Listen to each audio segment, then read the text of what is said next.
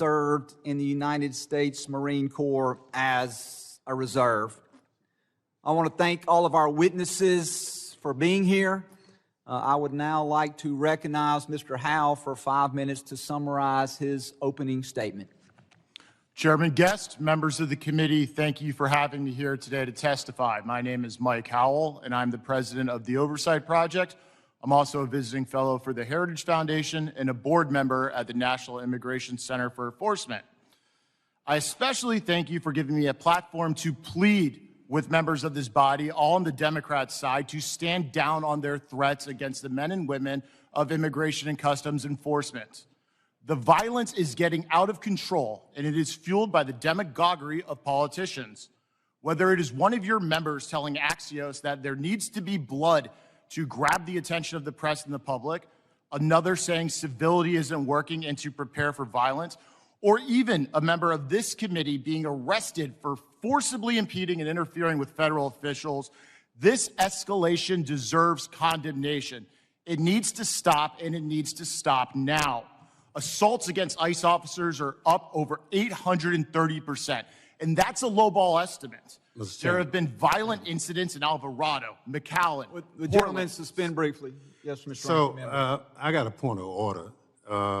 Pursuant to Clause 2K8 of Rule 11, I raise a point of order that this testimony is outside the scope of the hearing.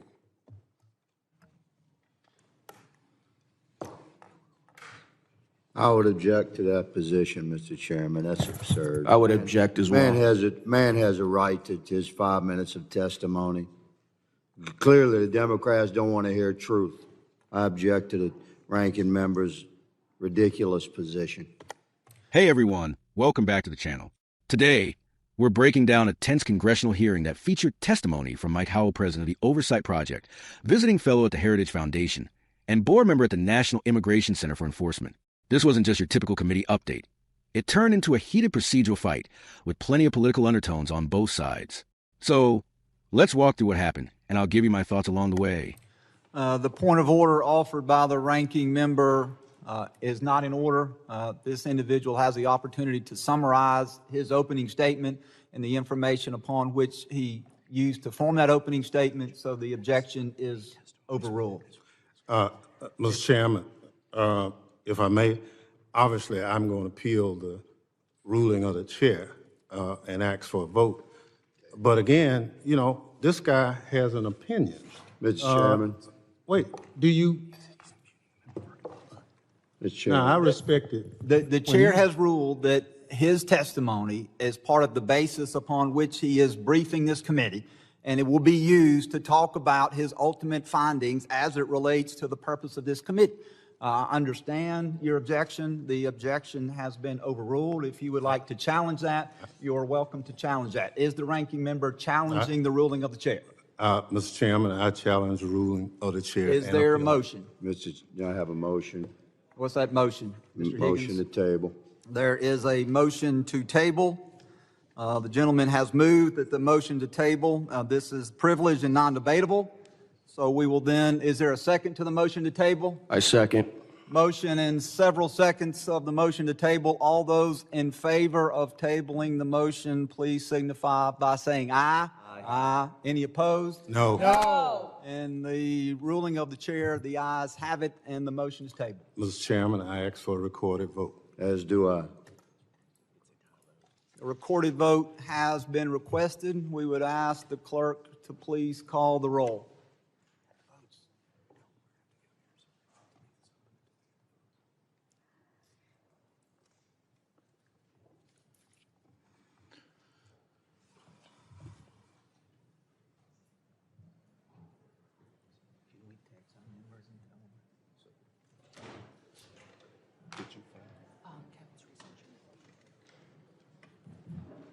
I know they're not going to like the next part.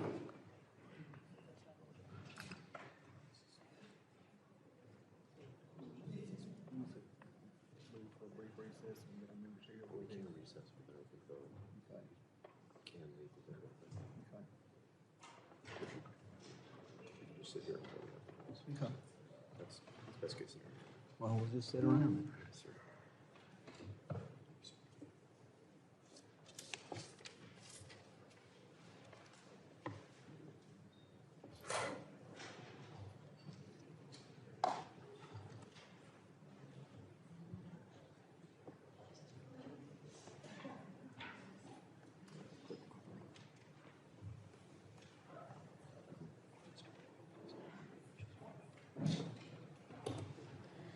The clerk will call the roll, and then once the roll is called, we will wait on additional members to arrive so that they can cast their vote. But the clerk can begin to call the roll.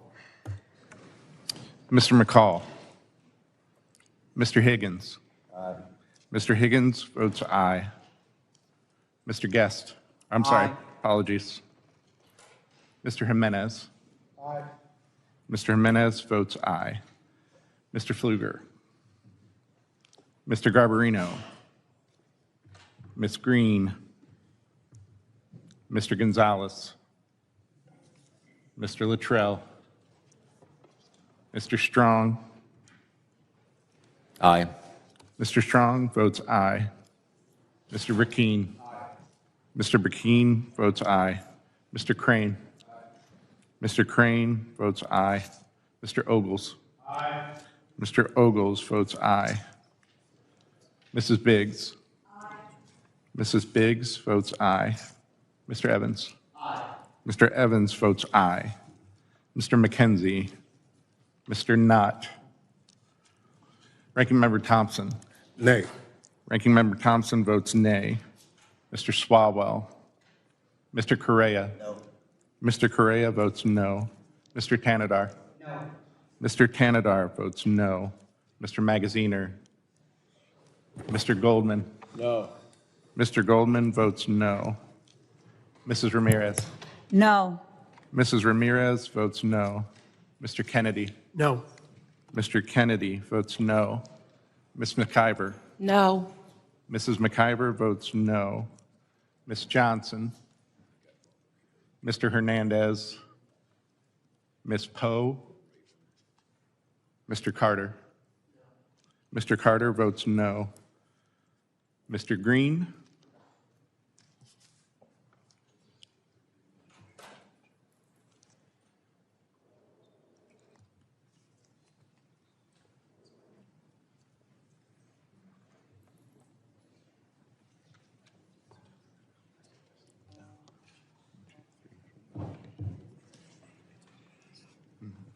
Mr. Guest, does he have two?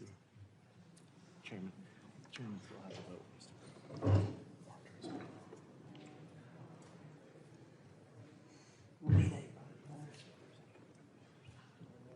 Yeah, let's see. I guess I do.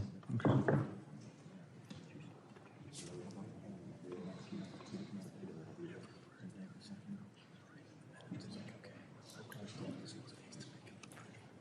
Yeah, we don't need it pretty right now. We just need it to be.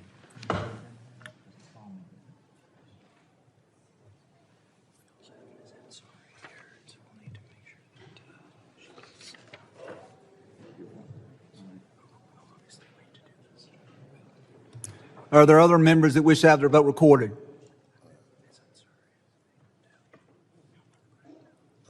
Mr. Clerk, how am I recorded? The chairman has not been recorded. I'd like to be recorded as an aye. Chairman Guest votes aye. The clerk will report the tally. Mr. Chairman, on that vote, there were 9 ayes and 8 noes. The motion to table is agreed to. Any other issues that need to be taken up before Mr. Howell resumes his testimony? Mr. Chairman, Yes, sir, Mr. Rankin. I'd like to ask unanimous consent that Ms. Ansari from Arizona be permitted to sit with the committee and question today's witnesses. Without objection, she will be allowed to sit and question witnesses, but not allowed to vote on any matters. Any other issues that need to be taken up? Mr. Howell, you are recognized once again to continue your summation of your opening statement. Thank you. Reclaiming my time. The violence, obstruction, and subversion of the United States that is emanating from so-called non-governmental organizations, unwell individuals, some probably paid, and supported by the political mainstreaming of violent rhetoric from national politicians should not come as a surprise. We saw the writing on the wall during the Biden border crisis, with the sick marriage between the government and so-called non-governmental organizations facilitating illegal immigration. Howell opened by thanking the committee for the opportunity to testify, and then immediately went into a very direct plea aimed at Democrats on the panel. His core message was that political rhetoric, particularly from certain members of Congress, is putting IC officers in danger. He claimed that violent incidents against IC have skyrocketed, citing a more than 830% increase in assaults, which he says is a conservative estimate. Now, whether you agree with his framing or not, that's a serious charge, and it's backed up by specific examples. He gave quotes about blood needing to be spilled, calls to prepare for violence, and even the arrest of a committee member for interfering with federal officials. It's the kind of testimony that's bound to draw reaction, and it did. Almost immediately, a Democratic ranking member raised a point of order, arguing that Howell's testimony was outside the scope of the hearing. Republicans on the panel pushed back, saying he had a right to his full 5 minutes. The committee chair sided with the Republicans, ruling the testimony relevant. But it didn't stop till the ranking member formally challenged the chair's ruling, triggering a procedural vote. Republicans moved to table the challenge, and after a roll call, it passed 9-8. That's about as close as it gets, showing just how divided this issue is in Congress. Once the dust settled, Howell picked up where he left off. He shifted his focus to what he described as a sick marriage between the federal government and certain non-governmental organizations. In his view, these NGOs are facilitating illegal immigration and even contributing to the violence and obstruction he's warning about. Now, this is where my role as a neutral analyst kicks in. Claims like these should be scrutinized carefully.